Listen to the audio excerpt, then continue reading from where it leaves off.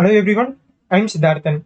Currently, we are in the seventh module of our hands-on machine learning course, and this seventh module is all about building machine learning models from scratch.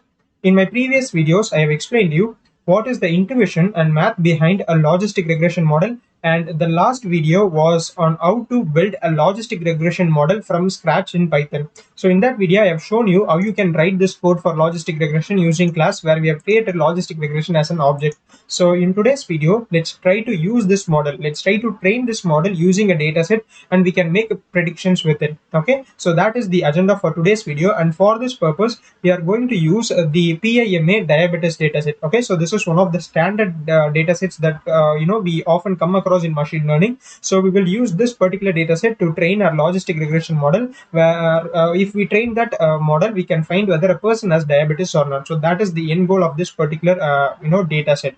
So let's try to understand this deeply. So I'll just give you a quick recap of what we have done in this logistic regression code. So first we have imported this NumPy library, and we know that NumPy library is used in order to make NumPy arrays, and we need to create arrays in multiple steps of our code. So that is the reason for importing this NumPy array. And here we are creating the class as logistic regression, where we are giving a template as logistic regression. Okay, so if you want a deeper understanding of this code, you can watch my previous video on this. So I'll just give the link for those videos in this video description. You can check that out before watching this video. Okay, so let's discuss about this. So first we have initiated the parameters for this logistic regression, where the two parameters are learning rate and number of iterations. Okay, so these are the two hyper parameters for our model, where learning rate is something that we give to our model. Like when our model is training with the data set that we have, it will go through the data multiple times. Okay, so let's say that we want our model to go through the data 1,000 times. So in that case, we will give the number of iterations value as 1,000. So each time the model will try to change its parameters. So the parameters are nothing but the weight and bias of the model. So we have discussed all this before itself.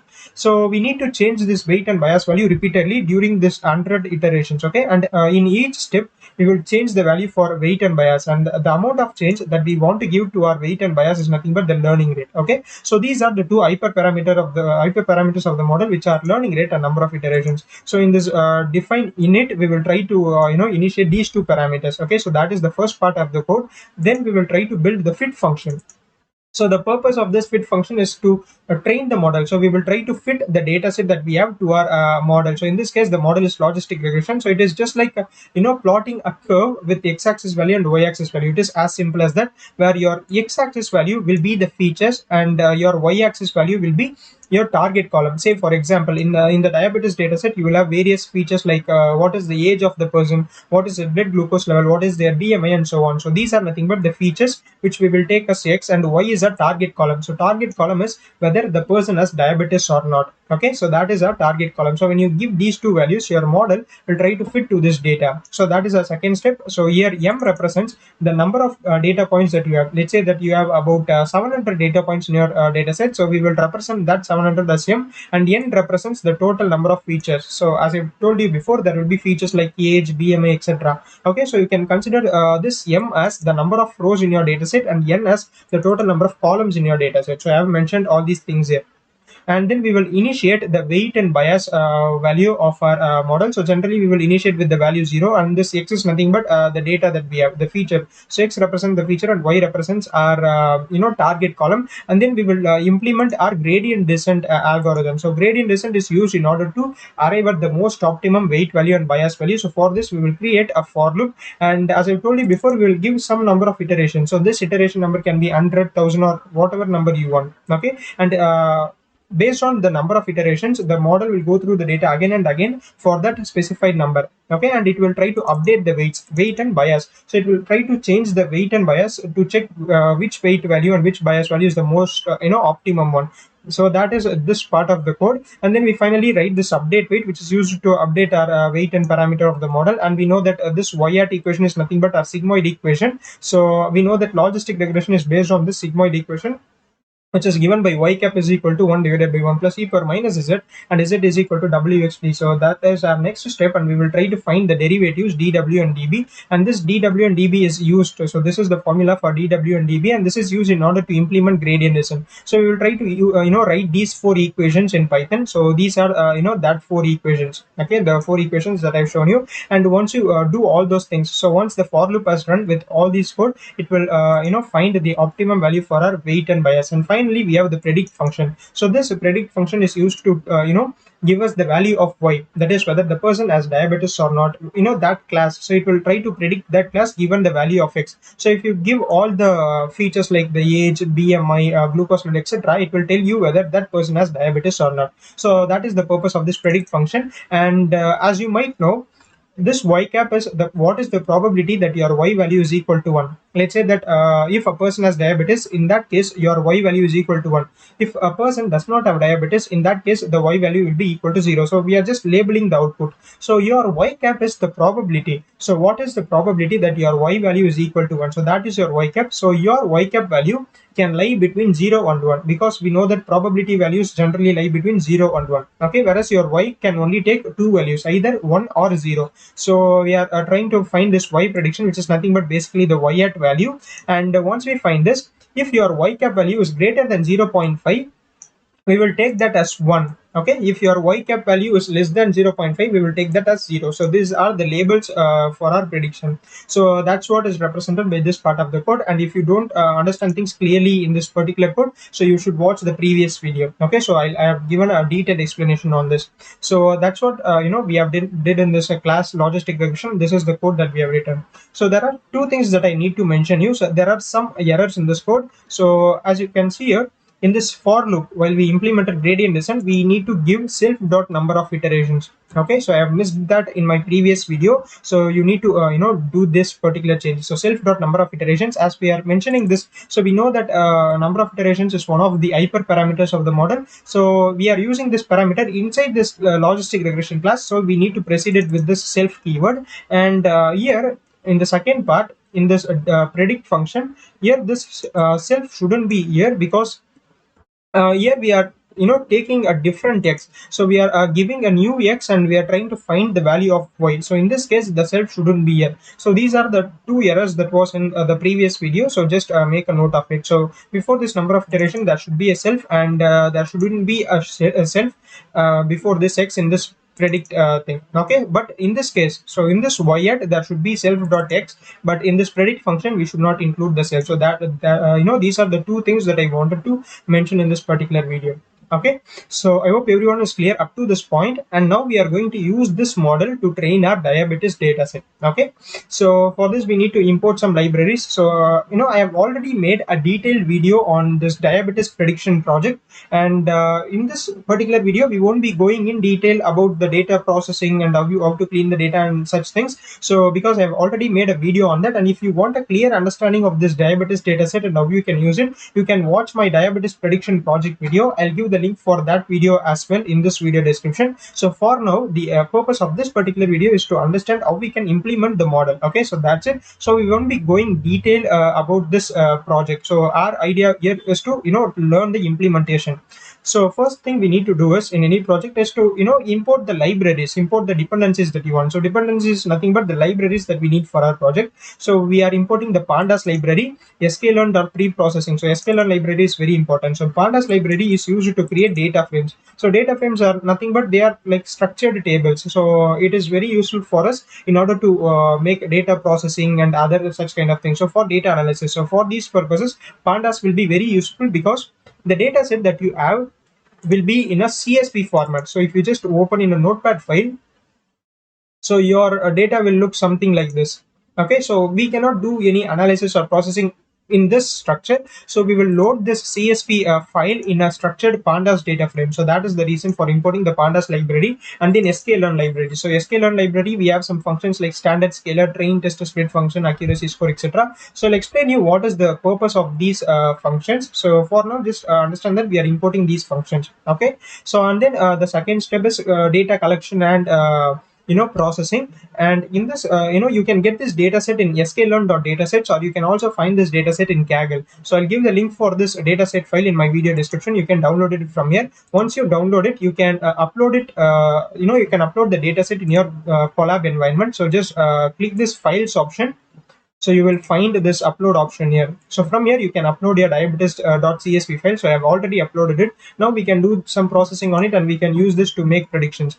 Okay, so the next step is to load the CSV file into the pandas data frame. As I've told you, it is hard to analyze the data from a CSV file. So we are loading this in a pandas data frame, and pd.read CSV is the function for it. So I'll run this. So I'll just run the previous cells as well. So you can just press shift plus enter to run this one. So I'll run this logistic regression code as well, and we will be using this code in order to train our model. So now I'll run this libraries cell where we have tried to import some libraries. So now we will load our CSV file, the diabetes.csv file, to a pandas data frame, and let's name this data frame as diabetes.data. Okay, so I'll run this. So the next part will be printing the first 5 rows of the data set. So this is something we do while processing all the data set. So we generally do this in order to check what are the different columns that we have. So this is like the sample of the data set, and we will try to print what are the first 5 rows in our data set. So as you can see here, we have the columns like the pregnancies. So this PIMA diabetes data set is mainly used to predict whether a woman has diabetes or not. So the first column represents the number of pregnancies that they had, and the second column is their blood glucose level, and then we have the blood pressure level, skin thickness, insulin level, BMI, and we have this diabetes prediction function, age, and finally outcome. So this outcome is a target column where 1 represents a person with diabetes and 0 represents a person without diabetes. So the next step will be to find how many number of rows and columns are there in a data set. In other words, we are trying to find how many data points in the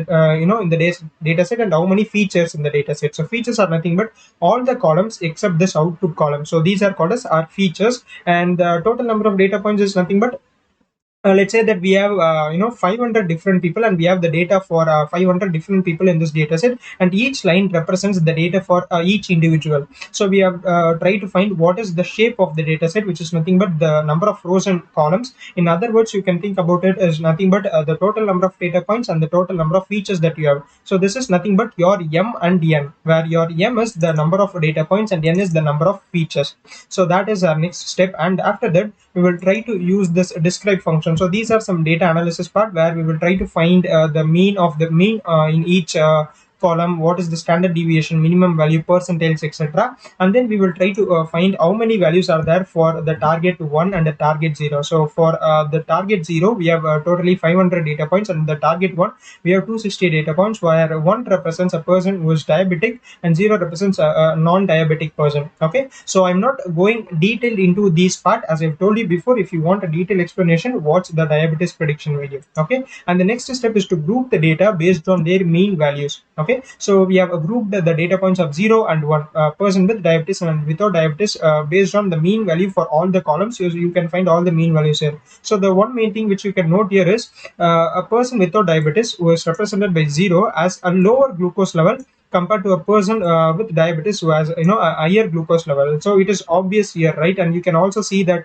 the age of the person is less for a non-diabetic person, and the age is slightly more for a diabetic person. So these kind of things, so it will help us to draw a clear distinction between person with diabetes and without diabetes, and that is the reason for grouping the data based on the mean value of individual columns. So the next will be separating the features and the target. As I've told you, the last column is a target column. This output column is our target column, and the remaining columns are the feature, are the input features. So we need to separate these features, and we need to separate this target. So for that we will use this particular code, so where we will use this drop function in order to drop the last column, and we will store this target column, this outcome column, in this target variable. Okay, so the remaining columns will be stored in this feature column. So I'll just run this, and you can now print the features and the target separately. Now as you can see here, the target column is separated from these features. Okay, so the reason for this is your features represent x and your target represents y, so we need to give these data separately. So that's the reason for separating them. So the next what we will do is, if you look at this data, so if you look at this input features that you have, the pregnancies have the values, in single digit numbers, 2, 3, so on. But the glucose level value is in the range of hundreds. Your blood pressure value is in the range of 60s and 70s. So similarly, different values are in different range. So if your diabetes prediction function, it is in some kind of decimal value. So 1 and 2 and so on. So that is the range of this particular column. So we need to standardize this data in order to have all the data in a similar range. So for that, we will use the standard scalar function where we will standardize our data. So we are loading the standard scalar function here, which we have imported from sklearn.preprocessing. As you can see here, from sklearn.preprocessing, we are importing the standard scalar function. With this standard scalar function is used to standardize the data that we have. Okay, and sklearn is one of the most important libraries in machine learning. So it contains a lot of data pre-processing functions like standard scalar, train, test, split, etc. And it also contains all the different machine learning models ready-madely available for us. So the next step is loading the standard scalar function, and we are naming a variable, and we are loading this instance of the standard scalar to this variable. So I'll just run this. Now we will fit the features. So we know that we need to change this feature value, right? So we need to standardize this value. So we will fit those feature to the standard scalar, and we will transform it. So we don't need to transform the target column, as we know that there are only two possible values, which are 1 and 0. So you don't need to do that in this case. You just need to standardize the features columns alone. So I'm fitting the scalar function to this features, and I'm transforming the features. So as you can see here, scalar dot transform features. So we are transforming the data, and you can now print the standardized data, and almost it is in the same range now. Okay, so this is the purpose of standardizing the data. And again, I'm saving the standardized data in my features, and the target remains the same. Okay, now this feature will change to this feature, which is a more standardized value. So you can just print features and target separately. So this is our standardized values, and this second part, this target, is our outcome column. Okay, and the next step is to split our training data and testing data. We know that in machine learning, we generally train our machine learning model with training data, and we will test it with our test data, right? So this is the step for it. Just a second. Okay, so here we are doing that, and for this we are going to use the train test split function. We have also loaded this train test split function from the sklearn library. So sklearn.model selection, we are importing train test split function. Okay, so in this train test split function, you need to give the what is the features that you have, and what is the target, and what is the test size. So test size is equal to 0.2 means I want the 20% of data to be in the test size. So let's say that we totally have 100 data points, and if you give test size is equal to 0.2, then in that case the 20% of data, which is 20 data points, will go to the test data, and 80% of the data will go to our training data. So this test size is nothing but how many data points do you want in your test data. Okay, so these are the different code, and random state is a very simple thing. So if you give random state is equal to 2, your data will be splitted in the similar way as my data is getting splitted. If you give different random state value, your data will be splitted in a different manner. So this is a very simple thing which is used to reproduce the code exactly. So this is not big of a concern. So you can give any values you want for this random state. So I'll just run this, and this will create four values, four arrays: x train, x test, y train, and y test. So these are the four arrays that we will get. So x train is nothing but your training data features, and your x test is your test data features. So y train is the label for your training feature, and y test is label for your test feature. So you can also find how many data points are there. So out of the 768, your 80% of data, which is 614, go to your x train, and 20% of data goes to your x test, because we have given test sizes 0.2. So that will be our next step. And now we are in the more important thing of this particular video, where we are training our logistic regression model. As you can see here, so I have created an instance as classifier, and I'm loading the logistic regression which we have created before. As you can see here, we have created the class as logistic underscore regression. So I'm calling this logistic regression 4. So here we are going to train our model. So logistic regression, as I told you, we need to manually give the values for learning rate and the number of iterations. Okay, so you can manually tweak the values of learning rate and number of iterations, and see when you are getting good accuracy score and when the model is performing well. So I'm giving a learning rate as 0.01 and the number of iterations as 1000. 1000 means our model will go through the data 1000 times. So this is how you can train your data. Okay, so first of all, I'm loading this logistic regression to a instance called as classifier. Okay, so I'll just run this.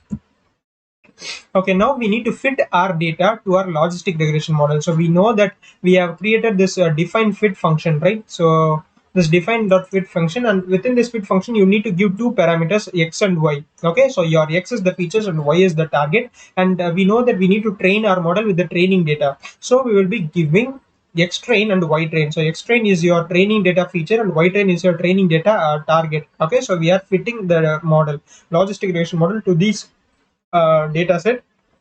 Let's run this. So this will complete the training process. So now once the model has learned from the data, now we can find the accuracy score, or even we can use the model to make new predictions. Okay, so now we will do the model evaluation, where we will try to find the accuracy score. So accuracy score function also you can get it from sklearn.metrics. Okay, so from sklearn.metrics we are importing accuracy score, which is used to calculate how many correct values our model is predicting and how many wrong values our model is predicting. So I'll just run the code for it. So classify.predict x train. So we have already created this predict function, right? As you can see here, define predict. So when you give the value of x, your model will find the value of y pred. So y pred value will be either 1 or 0. Okay, where 1 represents a person with diabetes and 0 represents a person without diabetes. So, and I'm predicting the value for x train. Okay, and I'm storing all those values in this x train prediction, and so this x train prediction is the value predicted by your model. So this is the predicted value, but the true value is y train. So we need to compare these two and check how many values are predicted correctly and how many wrong values are predicted. So that is the purpose of this accuracy score. So we need to compare the true value. So here the true value is y train and the predicted value is x train prediction. So I'll just run this. Now we can print the accuracy score. So I'm storing this accuracy score in the variable called as training data accuracy, and now we are printing the training data accuracy here. So the accuracy score is about 0.77. So 0.77 means it is almost 77%, which is not a bad metric. So if you even use the logistic regression from sklearn, you will also get the accuracy score close to this. Okay, so you can also try that. You can load the logistic regression model from sklearn, and again you can do this training part and find the accuracy score. And this is for the test data accuracy. As you might know, we have split our data into training data and test data. So now we need to find the accuracy score on the test data. So I'll run this, and the test data accuracy is about 0.76, which is 76%. So it is close to the training data accuracy. So we can tell that our model didn't overfit. So overfit is a condition when your accuracy score on the training data is very high, but the test data accuracy is very less. So that is called as overfitting, and I've already explained you what is overfitting. So we have already made video on that, and I assume that you know all those things. Okay, so our model didn't overfit, so we don't want our model to overfit. So this model is working fine. And finally you can make a predictive system, so where you will if you give the values, so these are nothing but the values from the pregnancies all the way up to age. So if you give all those values, your model will predict whether the person has diabetes or not, where 1 being a person with diabetes and the 0 being a person without diabetes. So our model predict the label as 1, and 1 represents a person who is diabetic, and if the value is 0, it will tell you that a person is non-diabetic. Okay, so this is the code for it. So I'm not going to explain all these things because we have already worked on this in our diabetes prediction project. So if you haven't watched that video, please check out the link in the description. So you will clearly understand all those things. So what we are doing from the start to end. So I have detailedly explained all the things in that particular video. Okay. So this is how you can implement this logistic regression model. So the important part which you need to understand from this particular video is from this classifier all the way up to this accuracy score and this making predictive system. So these are the most important part of the code in this particular video, where we will try to load the logistic regression model that we have built to this classifier. So you can also name this anything. You can name this model or classifier or anything. And then we have fitted the data, the x train and the y train data, to our classifier, which is logistic regression, and then we try to find the accuracy score for this. So this is how you can train your logistic regression model with the data set that you have. Okay, so that is another way of doing it. So we don't want to write this logistic regression code every time we want to use it. Let's say that we have about 10 different data set and we want to use the logistic regression code for all these 10 data sets. So in that case, we cannot go on and write the same code again and again. So what we can do is we can store this code in a separate Python file, and we can import that Python file and we can use it ready-madely. So I'll show you how we can do that. So we have actually seen that in our linear regression video as well. So I'll just show you how you can do that. So copy this part. So copy this logistic regression code. So I'll just remove this thing. So as I've told you, we have two errors, which is incorporating this self in this line. So I'll just remove this comment, also this comment. Okay, so make changes in those two lines, where in one case you need to include this self, and in the second case you need to remove the self before this x. Okay, so now I want to copy this logistic regression code along. So this cell, I'll copy this, and I'll go to my notepad plus plus, and I'm going to create a Python file. Okay, so I'll paste the code here. So please, you can download and install notepad plus plus. So this is a free software, and it is very useful for writing the scripts and all. So I have pasted my logistic regression. As you might know, we have imported numpy library as well, right? So we need to write that code as well. So in the first line, I'll import numpy library, import numpy as np. Okay, so now we have the code for our logistic regression model, and now I'm going to save this as a Python file. So you can go to this file and give save as.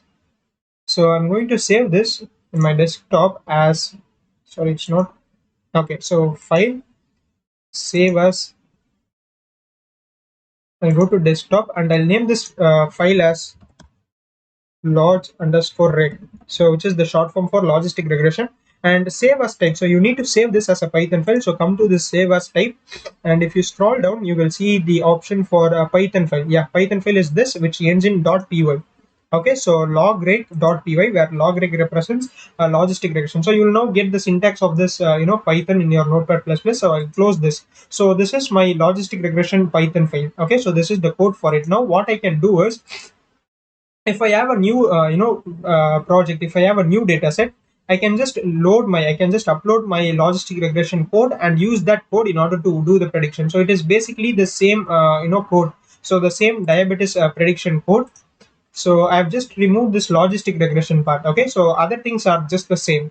So the data processing, making the prediction, all the things are same. Now what we are going to do is upload our logistic regression Python file. So the diabetes.csv data file is already here. So I'm going to upload my logistic regression.py file. Okay, so the file is uploaded, and now we need to import this Python file. So you can do that by coming to this importing the dependencies section, and I'll import logreg. So you need to mention the name of this Python file, which is log_reg, which stands for logistic regression. So I'll run this, and everything is the same. The only difference is that while implementing the code, while training the code, so we know that this logistic regression is nothing but I'll just open this with notepad plus plus.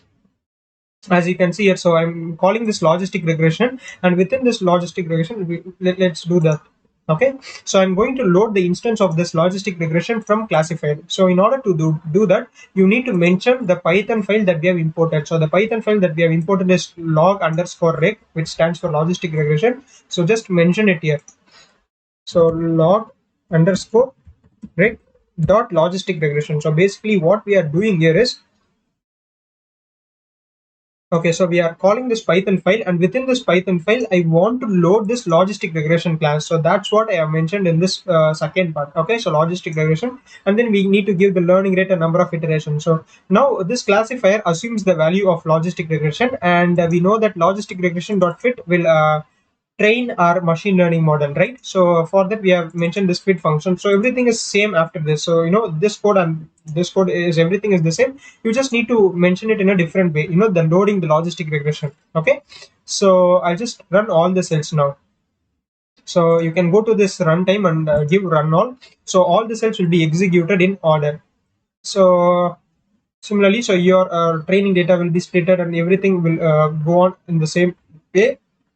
And now you can find the accuracy score for training data and test data. So this is basically the same thing. So the only different thing here is we don't need to write this logistic regression code again and again. So we have just stored this in a file so that we can use anytime we want. Okay, so we have stored it in a Python file, which is .py, and once we upload it, we can just import it directly, and we can use the logistic regression code. So this is how we will basically work. So once we create this model, we will store it in some kind of file, and we can just load it as such. So I hope everyone is clear up to how we can implement this logistic regression code, and that's it for this video, and I'll see you in the next upload. Thanks for watching.